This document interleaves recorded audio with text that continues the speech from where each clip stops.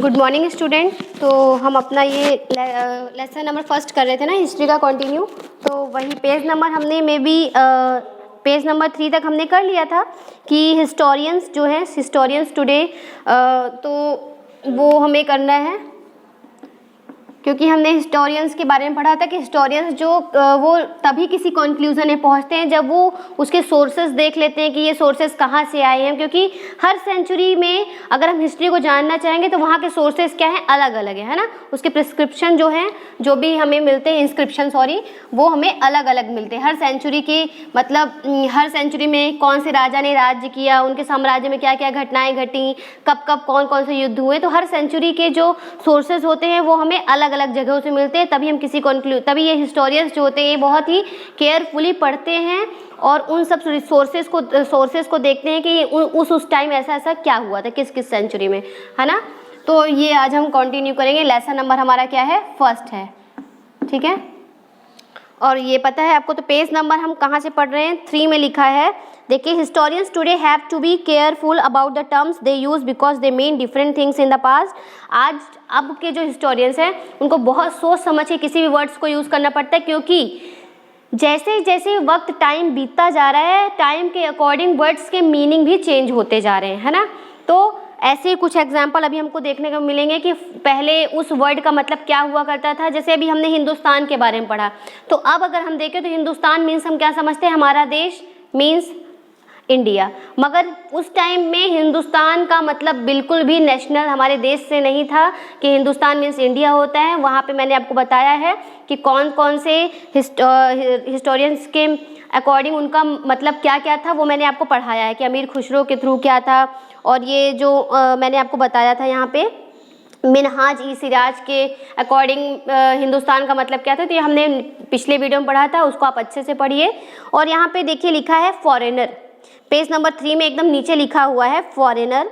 Take for example a simple term like foreigner. चलिए एक foreigner शब्द का एग्जाम्पल लेते हैं। It is use today to mean someone who is not an Indian. आज के ज़माने में फॉरेनर मीन्स हम लोग क्या समझते हैं, जो हमारे देश का नहीं है, जो इंडियन नहीं है, जो दूसरे देश से हमारे देश में घूमने आया है एज अ टूरिस्ट, उसे हम क्या नाम दे देते हैं कि देयर इज़ अ फॉरेनर। तो हम उसे क्या नाम दे देते हैं कि ये एक फॉरेनर है, क्योंकि ये हमारे देश जैसा लग नहीं रहा है, हमारी सोसाइटी हमारे कल्चर से मैच नहीं कर रहा है, तो ये फॉरेनर है। ओके, अब देखिए पुराने टाइम में फॉरेनर मीन्स क्या समझा करते थे, ये तो हुई आज की बात। The medieval period, a foreigner was an stranger who appeared से in a given village, someone who was not a part of the society और कल्चर। तो मेडिवल हिस्ट्री में, मेडिवल पीरियड में फॉरेनर मीन्स हुआ करता था वो व्यक्ति जो, जैसे जब लोग एक साथ किसी गांव में रहते थे तो गांव के वो लोग हर लोग को पहचाना करते थे। अगर कोई एक स्ट्रेंजर मतलब अजनबी व्यक्ति अगर उस गांव में एंटर करता था तो लोग उसे क्या नाम दे देते थे कि देखो वो फॉरेनर। तो वो उनका मतलब फॉरेनर से क्या था कि अगर उनके गांव के बाहर का कोई भी व्यक्ति उनके गांव में एंट्री करता था तो उसे देख के वो क्या नाम देते थे कि देखो ये फॉरेनर है। उनके सोसाइटी से अगर कोई इंसान मैच नहीं कर रहा है तो वो उसे फॉरेनर का नाम देते थे। उनके कल्चर को अगर कोई फॉलो नहीं करता था, अगर उसका कल्चर, उस व्यक्ति का कल्चर अलग होता था, तो लोग उसे, विलेजर्स जो थे उसे फॉरेनर का नाम दे दिया करते थे। मगर आज देखिए, आज कितना ज़मीन आसमान का डिफरेंस आ गया है, क्योंकि उस टाइम वो लोग फॉरेनर दूसरे गांव के लोग, दूसरे गांव के व्यक्ति को फॉरेनर कह दिया करते थे। और आज हम क्या कहते हैं, आज हम गांव के नहीं, आज हम दूसरे देश के लोगों को फॉरेनर कहते हैं, ना। तो ये मेडिवल से मॉडर्न हिस्ट्री में ये जो चेंजेस आए हैं यही हम पढ़ रहे हैं, है ना, tracing. Okay, in Hindi the term pardesi might be use to describe such a person and in Persian ajnabi. अब देखिए, कई बार आप तो पुराने ज़माने में मतलब दादा दादी से पूछ सकते हैं कि जब लोग गांव में उनको जो नौकरियां नहीं मिलती थी तो वो मतलब दूसरे शहर में कमाने जाते थे, तो जब वो लोग लौट के आते थे तो उन्हें क्या कहते थे, परदेसी। परदेसी कहते थे ना कि परदेसी है, ये दूसरे देश में जाके कमा रहा है, जबकि वो शहर में कमाता है, दूसरे देश में जाके। अब लोग दूसरे देश में जाके कमाते हैं, मगर उस टाइम लोग दूसरे देश में नहीं जा सकते थे, तब लोग दूसरे शहर में चले जाते थे, दूसरे गाँव में चले जाते थे, तो लोग उन्हें क्या कह देते थे, परदेसी, है ना। उनका मतलब परदेसी से मतलब ये था कि दूसरे देश का, जबकि दूसरे देश का नहीं, दूसरे शहर से था, बट उसे लोग फॉरेनर कह दिया करते थे, ठीक है। A city dweller therefore might have regarded a forest dweller as a foreigner। जैसे कि अब शहर का रहने वाला कोई व्यक्ति गांव के रहने वाले या जंगल के रहने वाले आदिवासी को फॉरेनर कह देता था, और आदिवासी जो थे वो शहर के लोगों को क्या कह देते थे, फॉरेनर, क्योंकि उनका जो रहन सहन था, उनका पहनावा था, वो एकदम जस्ट एक दूसरे से डिफरेंट था, इसलिए एक दूसरे को वो लोग क्या कहते थे, परदेसी या foreigner. Okay, to each other even though they may have different. चलिए ये हमने पढ़ लिया ये, ठीक है। हिस्टोरियंस एंड देयर सोर्सेज पढ़ लेते हैं कि हिस्टोरियंस और उनके सोर्सेज क्या थे, किस किस सोर्सेज के थ्रू हम पहचाना करते थे कि ये कौन से पीरियड की हिस्ट्री है या ये कौन से पीरियड के सोर्सेज है, तो ये हम सोर्सेज से पहचान रहे हैं। Historians use different types of sources to learn about the past depending upon the period of their study and the nature of their investigation. तो हम जो जितने भी हिस्टोरियंस थे अलग अलग प्रकार के, वो सोर्सेज के थ्रू ये पहचाना करते थे कि ये किस सेंचुरी के सोर्सेज हैं, किस सेंचुरी मतलब किस सेंचुरी में किस राजा ने क्या किस तरीके से साम्राज्य अपना बनाया था, उनके टाइम में क्या क्या युद्ध हुए थे, कब कब युद्ध हुए थे, किन के साथ युद्ध हुए थे। तो ये सब हमें अगर हिस्टोरियंस को पता लगाना है तो सोर्सेज के थ्रू ही अब के जो हिस्टोरियंस है वो पता लगा सकते हैं कि मेडिवल पीरियड में क्या क्या हुआ था या फिर एंशिएंट इंडिया में क्या क्या हुआ था। ये सारी चीज़ें हमें कैसे पता चलती है, सोर्सेज के थ्रू पता चलती है, इंस्क्रिप्शन के थ्रू पता चलती है कि जब हम उनको पढ़ते हैं, उनको देखते हैं, कभी कभी हम कॉइन्स के थ्रू पता लगाते हैं कि ये उस टाइम के सिक्के हैं, तो कॉइन्स के थ्रू हम पता लगाते हैं, है ना, इस तरीके से। तो देखिए अगर 7th सेंचुरी की बात करें तो वहाँ पे सोर्सेज अलग थे। अगर हमको 7th सेंचुरी के बारे में जानना है तो उसके सोर्सेज अलग हैं। 14th सेंचुरी के बारे में जानना है तो वहाँ के सोर्सेज अलग हैं, है ना, वहाँ के इंस्क्रिप्शन अलग हैं। फिर 17th सेंचुरी की अगर बात करें तो वहाँ भी सोर्सेज अलग हैं। तो जिस सेंचुरी के बारे में आपको जानना है वहाँ के सोर्सेज, वहाँ के इंस्क्रिप्शन अलग अलग है, उसी के थ्रू आप जान सकते हैं। अब देखिए यहाँ पे बात की जा रही है, in this book we will read and about the following 1000 years from रफली 700 टू 1750। अब हम जो बात करेंगे ये हम कब से कब तक की बात कर रहे हैं, 700 से लेके 1750, लगभग बीच में 1000 साल का डिफरेंस है।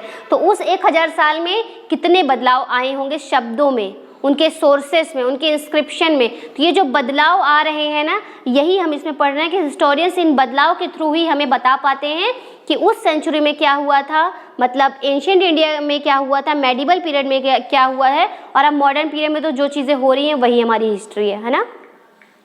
You will notice some continuity in the sources used by historians for the study of this period। अब आप एक और नई चीज़ आई है, continuity, मतलब जो सोर्सेस थे उनमें कॉन्टीन्यूटी भी थी। मतलब कि अगर किसी एक हिस्टोरियंस ने ये देखा कि ये टेक्स्ट लिखी हुई है, ये हिस्ट्री के बारे में सब कुछ लिखा हुआ है, तो कई बार जो ऑथर्स होते थे उसी टेक्स्ट को फॉलो कर लेते, उसी टेक्स्ट को वो भी लिखा करते थे। बस अगर उन्हें कोई चीज़ समझ नहीं आती थी तो वो उसमें कुछ अपने नए वर्ड्स डाल देते थे, तो वहाँ से थोड़ा बदलाव उसमें आया। तो देखिए आप हम देखते होंगे कि हर पीरियड में 1000 साल का 600 साल का डिफरेंस होता है। तो जैसे कि एक ऑथर ने लिखा, उसके बाद उसी को कॉपी करके दूसरे ऑथर ने लिखा, उसे कुछ चीज़ समझ नहीं है तो उसने अपने वर्ड्स डाले, फिर दूसरे ऑथर से तीसरे ऑथर ने वो बुक लिखी। ऐसे ही लगभग 1000 सालों में कितने ऑथर्स ने उसको लिखा और कितने चेंजेस उन्होंने अपने से भी कुछ ऐड करते गए। यही सारी चीज़ें कॉन्टीन्यूटी में रहती हैं कि उसी बुक को लोग फॉलो करते हैं और उसी में कुछ नए नए चेंजेस लाते 1000 सालों में सोचिए कितने चेंजेस आते हैं। तो इसी हिसाब से चेंजेस जो हो रहे हैं हिस्ट्री में वही हम पढ़ रहे हैं, ठीक है। इसमें लिखा है they still rely on coins. अभी जो हिस्टोरियंस है वो सिक्कों को देख के लगाते हैं इन्वेस्टिगेशन, सोचते हैं कि उस टाइम ये सिक्के चला करते थे तो ये किससे बने होंगे, इस कॉइन्स में क्या क्या लोग अपने लिए ले सकते थे, है ना, वो सब इसमें रहता है सोर्सेस में। इंस्क्रिप्शंस के थ्रू, आर्किटेक्चर के थ्रू, जैसे नक्काशी वगैरह पत्थरों में नहीं होती है, उसको देख के हिसाब लगाते हैं कि ये किस सेंचुरी का होगा, है ना। फिर टेक्सचुअल रिकॉर्ड्स और जो कुछ लिखे हुए रिकॉर्ड्स हैं उनको देख के फॉर इन्फॉर्मेशन, जो जितनी भी जानकारी उनको चाहिए तो वो कॉइन्स के थ्रू भी पता लगा लेते हैं, इंस्क्रिप्शन के थ्रू लगा लेते हैं, आर्किटेक्चर के थ्रू, जो कलाएं होती हैं मतलब पत्थरों के थ्रू जो नक्काशी की जाती है उसके थ्रू, है ना। तो but there is also considerable discontinuity, मगर वहाँ पे डिसकॉन्टिन्यूटी भी होती है। But there is also the number and variety of textual records increase dramatically during this period. मतलब कि इसमें चेंजेस भी आते रहते, कंटिन्यू इसमें चेंजेस आते रहते। जैसा कि मैंने अभी बताया कि सारे ऑथर्स को अगर कोई चीज़ उनको ब्लर दिखता है या नहीं समझ में आता तो वो उसमें अपने अकॉर्डिंग उसमें वर्ड्स चेंज कर देते हैं। और वर्ड्स तो आपको पता है कि टाइम के अकॉर्डिंग हर वर्ड्स का मीनिंग जो है वो बदलता ही जा रहा है ना। They slowly displayed other types of available information. Through this period, paper gradually become cheaper.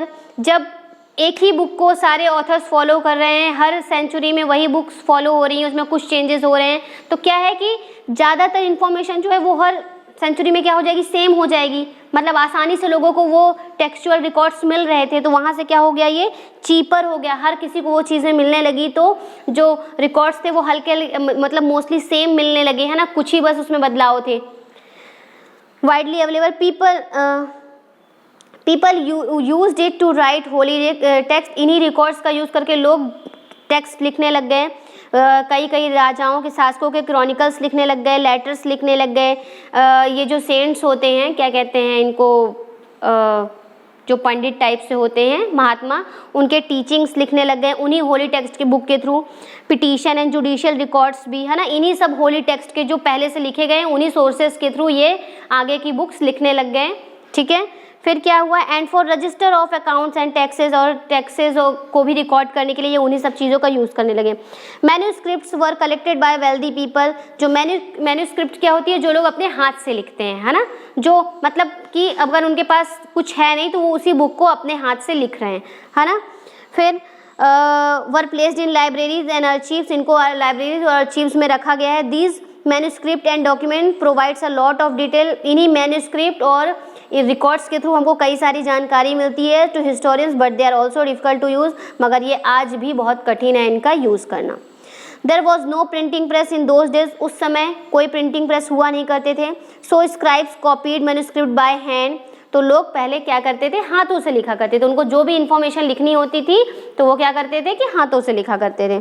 If you have ever copied a friends homework, अगर आपने कभी भी अपने किसी फ्रेंड का होमवर्क कॉपी किया, you would know that this is not a simple exercise. कभी भी आपको अगर किसी की लिखी हुई चीज़ कॉपी करनी तो वो इतना ईजी नहीं होता, बहुत बोरिंग लगता है, बहुत टफ लगता है कि अरे यार वही चीज़ लिखना है ना, उस टाइप से। Some time you can not read your friend's handwriting, कभी कभी आपको अपने दोस्त की राइटिंग समझ में भी नहीं आती, ये अक्सर होता है हमारे साथ, है ना।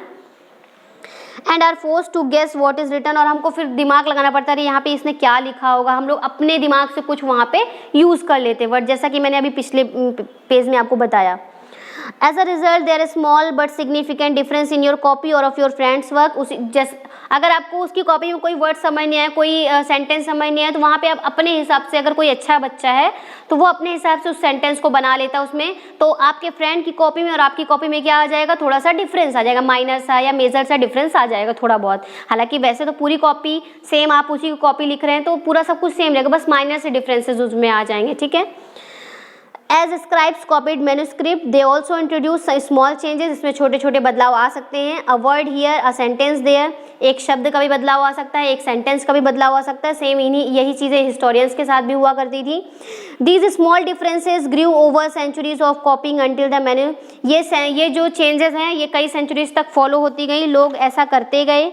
ठीक है, फिर आप पेज नंबर 6 में आते हैं। Some text become substantially different from one other, कुछ जो टेक्स्ट थे वो एक दूसरे से थोड़े थोड़े अलग, मतलब कुछ टेक्स्ट अलग थे, थोड़ा उनमें बदलाव था दूसरे टेक्स्ट में, क्योंकि वही टेक्स्ट लोग उसी को देख के लिख रहे थे, बस अपने हाथों से लिख रहे थे, क्योंकि उस टाइम प्रिंटर नहीं हुआ करते थे, है ना।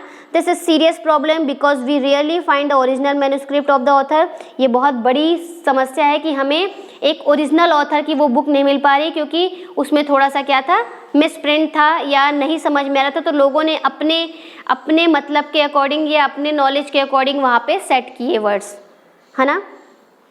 As a result historians have to read different manuscript, इसी वजह से हिस्टोरियंस को अलग अलग तरह के मैन्यूस्क्रिप्ट वर्जन उनके पढ़ने पड़ रहे हैं। टेक्स्ट टू गेस, ये गेस लगाने के लिए कि ओरिजिनल टेक्स्ट में क्या लिखा हुआ था, ये हिस्टोरियंस के लिए बहुत डिफ़िकल्टीज हो रही है। On occasion authors revise their chronicles at different time, कभी कभी ओकेजन मतलब किसी त्यौहार या किसी अच्छे टाइम के समय भी ऑथर उन क्रॉनिकल्स को पढ़ते हैं। The 14th century chronicle Ziauddin Barani wrote this chronicle first in, 14th century के क्रॉनिकल थे एक जियाउद्दीन बरानी, उन्होंने इस क्रॉनिकल को सबसे पहली बार 1356 में लिखा, और दूसरा वर्जन उन्होंने दूसरे साल लिखा, अनदर 2 years लेटर, 2 साल बाद लिखा उन्होंने। The two differ from each other but historians did not know about the existence of the first version until the 1960s। तो उन्होंने 2 साल बाद दूसरा क्रॉनिकल लिखा, उसमें भी काफ़ी बदलाव थे, ठीक है ना। पहला उन्होंने 3056 में लिखा, उसके बाद 2 साल बाद उन्होंने लिखा। तो आज भी ओरिजिनल जो था वो लिखा हुआ लोगों को, मतलब हिस्टोरियंस को पाने में डिफ़िकल्टीज़ हो रही हैं। It remain lost in large library, ऐसा लगता है कि वो एक बड़ी लाइब्रेरी में खो चुके हैं। तो ये हो गया हमारा पेज नंबर 6 में। अब ये न्यू सोशल पॉलिटिकल ग्रुप्स जो है ये हम नेक्स्ट वीडियो में पढ़ेंगे, और नेक्स्ट वीडियो में मैं, हालांकि अभी 2 वीडियोस लगेंगे ख़त्म करने में। Okay, thank you.